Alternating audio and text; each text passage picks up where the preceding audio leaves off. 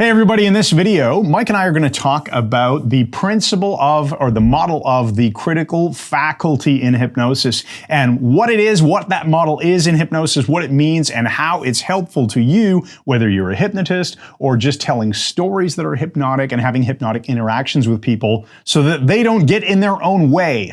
That's very good. And notice Chris is saying critical faculty, not critical factor. The reason why is they are not interchangeable terms. It is a faculty, it is not a factor. So be sure you correct people when they say critical factor, because they're wrong. All right, so what is the model? It doesn't exist as a thing. It's not part of the physical structure of the brain. It is only a model. So you don't need to say, oh, there's no such thing as a critic. Yeah, we understand that. It's a model, but the test of a model is its usefulness, John Grinder. So what we're saying here is it's a useful model to imagine, to posit the existence of this. We like to call it the firewall of the mind. So you've got this firewall, or the bouncer at the door of a nightclub, and he determines who gets in and who doesn't. That's what your critical faculty is.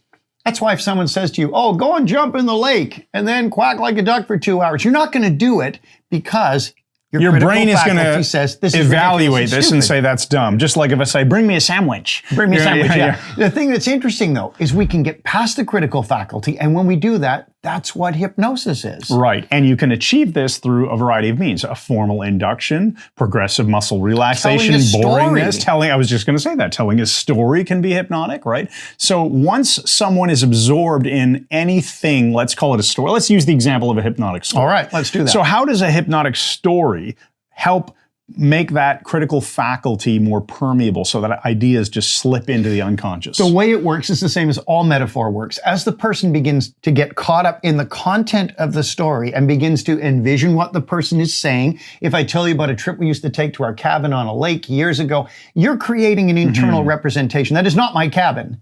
It's what you're thinking the cabin is. But in order to go inside and begin to build these aspects of the story, you're slipping into a trance state. Okay, so then once someone is in that trance state of, let's call it, really fascinated with the story, okay, how are we slipping in suggestions to get people to do something that's beneficial to them? Well, they would be the topic of another video, but that's embedded commands and setting up metaphoric elements that are going to resonate with their unconscious and their life experience. And then they'll make decisions that seem like their own to them. But in reality, they're responding to suggestion because their critical faculty has become bypassed. In order to bypass it, get it out of the way, confusion will do it too. Soul shock, any kind of shock will put your prefrontal cortex offline for a little while. The critical faculty is out of the way and a hypnotist can get in. So a story, a shock, a formal induction, anything that creates a focused attention on things that occupy that 7 plus or minus 2 bits of conscious information. Those are all ways to bypass their critical faculty. And when we do, we are right into the unconscious mind and we are off to the races. Awesome. If you enjoyed this video, make sure you subscribe to our YouTube channel and we'll see you in the next video.